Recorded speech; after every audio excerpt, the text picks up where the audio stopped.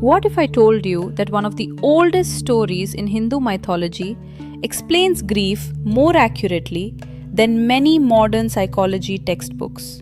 Thousands of years before neuroscience began studying trauma, before psychologists gave names to emotional healing, the story of Shiva and Sati had already captured the deepest truths about loss. This isn't simply the story of a grieving god, it's the story of every human being who has ever loved someone deeply and then had to learn how to live without them. Because grief doesn't begin with tears. It begins with this belief, that strange moment when reality changes, but your heart refuses to believe it. When Sati gave up her life after witnessing the humiliation of her husband, Lord Shiva, something unimaginable happened. Shiva didn't accept her death. He lifted her lifeless body into his arms and wandered across the universe. Not for hours, not for days, but through creation itself.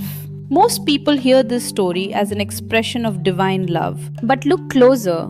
It's also one of the most psychologically accurate depictions of grief ever written. Modern psychology has a name for what Shiva experienced. The freeze response is a profound psychological shield. When a loss is too overwhelming, the brain doesn't always allow us to process it immediately. Instead, the mind protects us from the weight. You continue living, you answer phone calls, you go to work, you smile when expected. But somewhere deep inside, time has stopped. Part of you is still holding the person you lost, exactly like Shiva holding Sati. This isn't weakness, it isn't denial. It's the mind giving itself permission to survive, one moment at a time. That's why grief often feels unreal, because emotionally it still is. But grief never stays frozen forever. Eventually it moves, and sometimes it moves as anger. In Hindu mythology, Shiva's unbearable sorrow gave birth to Virabhadra, a warrior created entirely from grief. Modern therapists recognize this transformation immediately. Beneath sadness often lies anger at fate, at injustice, at ourselves, sometimes even at the people we lost. When that anger has nowhere to go, it simply does not disappear. It remains trapped inside. It turns inward. It becomes anxiety, depression, emotional exhaustion, or a quiet bitterness that follows us for years. The lesson of Virabhadra isn't that anger is dangerous. It's that anger needs direction, movement, expression. Healing begins when emotion is allowed to move instead of remaining trapped inside us. Eventually, Shiva returns to Mount Kailash, not because his grief disappeared, but because something inside him changed. This is where many people profoundly misunderstand the process of healing. Healing isn't forgetting. Healing isn't moving on. Healing is making room. Room for love. Room for memories. Room for joy without erasing pain. Psychologists call this process integration. The loss remains, but your life slowly grows larger around it. The mountain symbolizes something truly and deeply extraordinary. Not the end of grief, but the beginning of peace. The myth gives us the shape of this journey, but Shiva had the scale of a god and the whole of eternity to move through it. Most of us need something smaller and something more immediate. So if you recognize yourself somewhere in this story right now, still wandering, still carrying anger that has nowhere to go, or just beginning to find your own stillness, here is what real support can look like. Talk to someone trained in grief.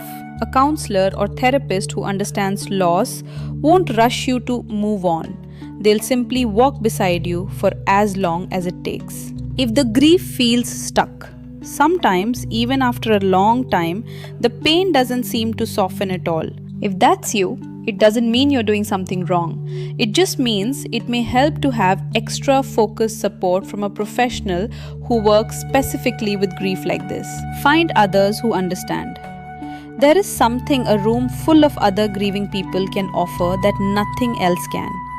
Being understood without having to explain the loss at all. Support groups, in person or online, can carry weight that's hard to carry alone. Keep the bond differently. Healing was never about letting go completely. Writing a letter to the person you lost, keeping a small ritual, simply telling their stories out loud. This is what Kailash really represents. carrying the relationship forward inside a life that still has room to grow. None of these paths skip a part of the journey. They simply mean you don't have to walk through the wandering, the anger, or the climb to your own mountain alone. Perhaps that's why this ancient story has survived for thousands of years. Because every generation discovers itself inside it. Some of us are still wandering through the universe, holding on to someone we've lost. Some of us are still carrying anger that has nowhere to go. Some of us are finally beginning to find our mountain. None of those places are wrong. They are all part of being human. The wisdom of Shiva isn't that grief disappears. It's that grief changes, love changes, and eventually, so do we. The greatest lesson hidden inside this story isn't about death. It's about love. Because love never truly leaves. It simply learns a different way for love to stay. If this story moved you, consider subscribing for more explorations into the timeless wisdom hidden within mythology, philosophy, and psychology. Thank you for watching this exploration of grief and healing. Stay tuned for more such videos.